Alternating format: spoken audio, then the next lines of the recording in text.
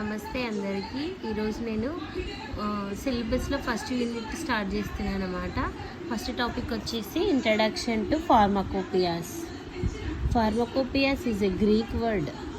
ఫార్మకోపియాస్ అనే word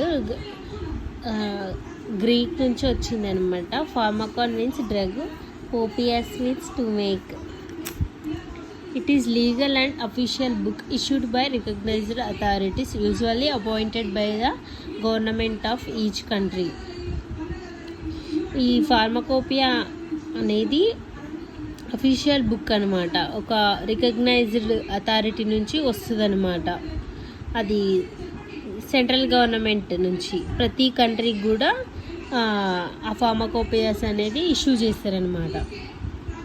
It is consist list of pharmaceutical substances formula along with their description and standards. అసలు ఈ ఫార్మకోపియాలో ఏమేమి ఉంటాయంటే మన డ్రగ్ స్టాండర్డ్స్, ఫార్ములాస్, డిస్క్రిప్షన్స్ వీటన్నిటి గురించి అన్నీ ఉంటాయన్నమాట.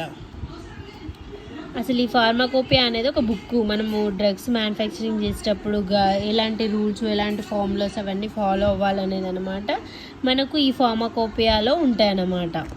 ఓకేనా? Introduction to pharmacopoeias. నెక్స్ట్ వచ్చేసి క్లాసిఫికేషన్. ఆ ఫార్మకోపియాస్ మనము టూ టైప్స్గా క్లాసిఫై చేయొచ్చు. ఒకటి అఫీషియల్ కంపెండియా, ఇంకొకటి నాన్ అఫీషియల్ కంపెండియా. అఫీషియల్ కంపెండియా వచ్చేసి ఇది అఫీషియల్గా డ్రగ్స్ అనేది అఫీషియల్గా ప్రిపేర్ చేసినప్పుడు ఖచ్చితంగా ఇది ఫాలో అవ్వాలన్నమాట. ఇంకొకటి నాన్ అఫీషియల్ అని ఉంటుంది కదా, సెకండ్ది. దానికి దీనికి డిఫరెన్స్ చెప్తే మీకు రెండింటిది మెయిన్ కాన్సెప్ట్ అర్థమైపోతుంది. ఈ అఫీషియల్ కంపెండియాలో అన్ని డ్రగ్స్ యొక్క సబ్స్టాన్సెస్, వాటి ప్రిపరేషన్ మెథడ్స్ అవన్నీ ఉంటాయన్నమాట. దాన్ని ఫాలో అయ్యి మనం డ్రగ్స్ ప్రిపేర్ చేస్తే దాన్ని అఫీషియల్ కంపెండియా అంటారు. దానికి ఎగ్జాంపుల్స్ ఐపీ, బీపీ, యూఎస్పీ అనమాట. లీగల్గా ప్రిపేర్ చేస్తామన్నమాట officially, which are recognised as legal standards అంటారు. ఇందులో నుంచి స్టాండర్డ్స్ తీసుకొని మనం ప్రిపేర్ చేస్తాం. నాన్ అఫీషియల్ అంటే ఇది సెకండరీ ప్రిఫరెన్స్. నాన్ అఫీషియల్ అంటే మనకు ఫస్ట్ అఫీషియల్ కంపెండియాలో ఏమైనా డ్రగ్స్ దొరకకపోతే మనము నాన్ అఫీషియల్ కంపెండియా యూజ్ చేస్తాం అనమాట. ఎగ్జాంపుల్ వచ్చేసి Martindale. That is it.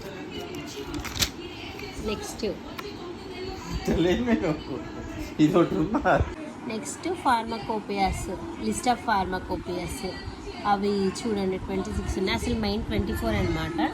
Argentina, Austrian, Belgian, Brazilian, British, Chinese, Egyptian, European, French, German, Hungarian, Indian, International, Italian, Japanese, Yugoslavia, Mexican, Netherlands, Norder, Polish, Portuguese, Rumanian, Russian, Spanish, Turkish, United states.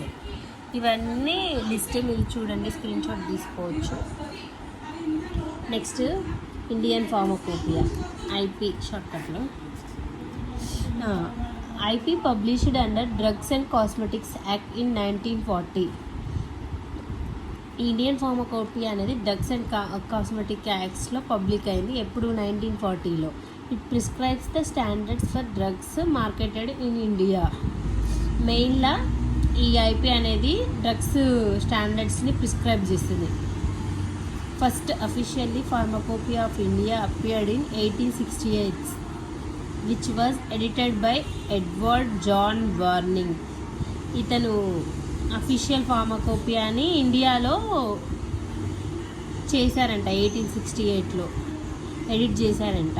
తర్వాత in pre independence days British pharmacopoeia was used in India. మనకు before independence డేస్లో మనకు అప్పటికి మన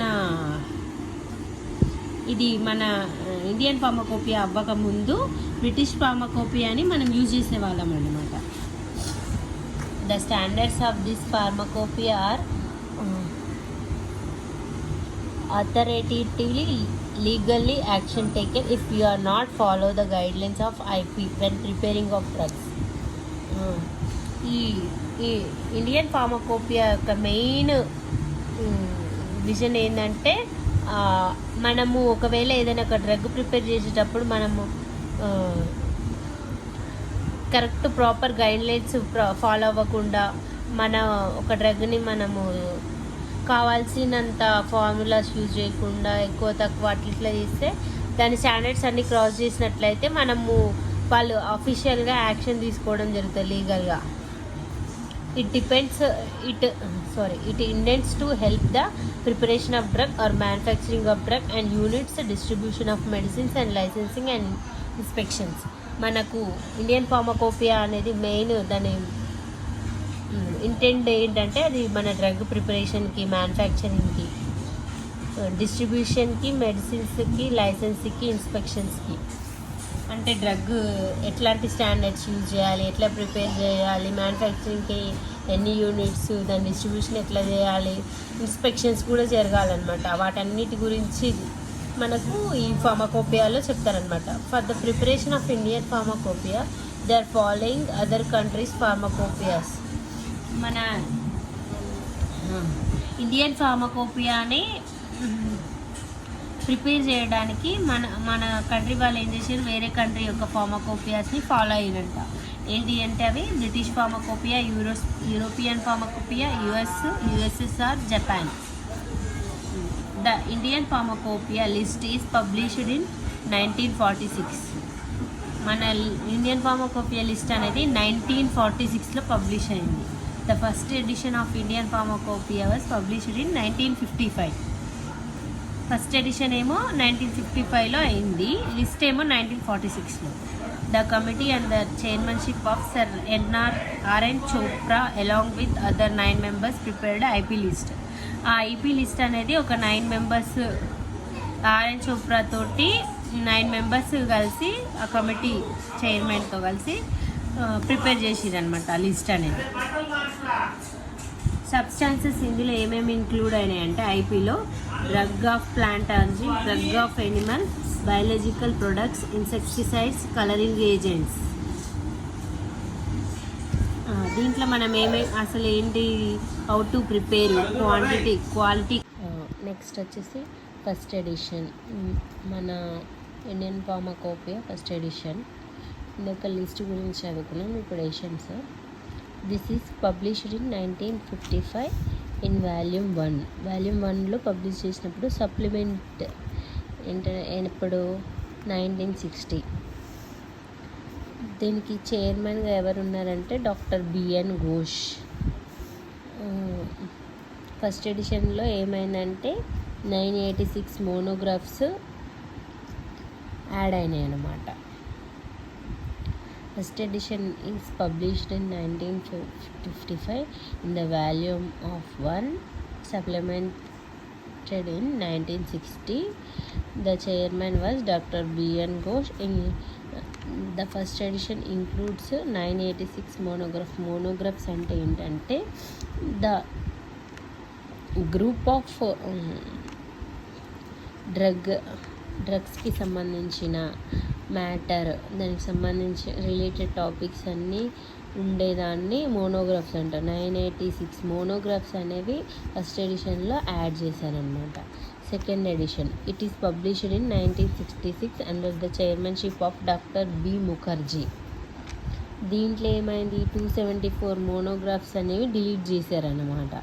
దీంట్లో 986 వాళ్ళు add చేసిన తర్వాత ఈయన వచ్చేసి 274 డిలీట్ చేశాను అనమాట. తర్వాత 93వి మళ్ళీ కొత్తగా మోనోగ్రాఫ్స్ యాడ్ చేసిండు second ఎడిషన్లో.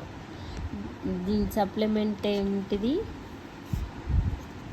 1974 supplement the edition was published.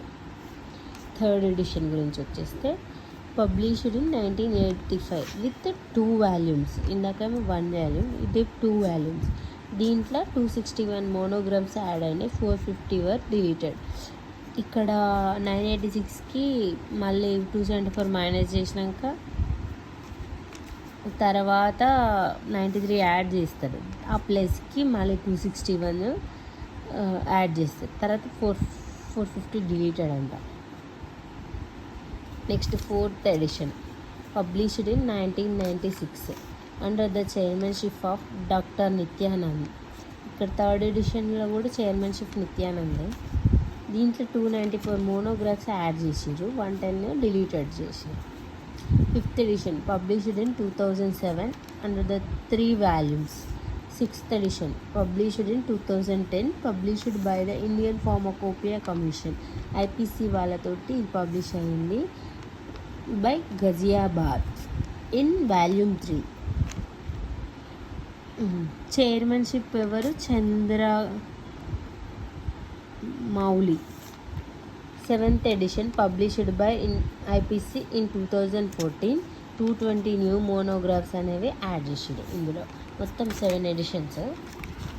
Next Indian pharmacopoeia అయిపోయిందనమాట. అసలు బ్రీఫ్గా చూడండి. జస్ట్ ఇదంతా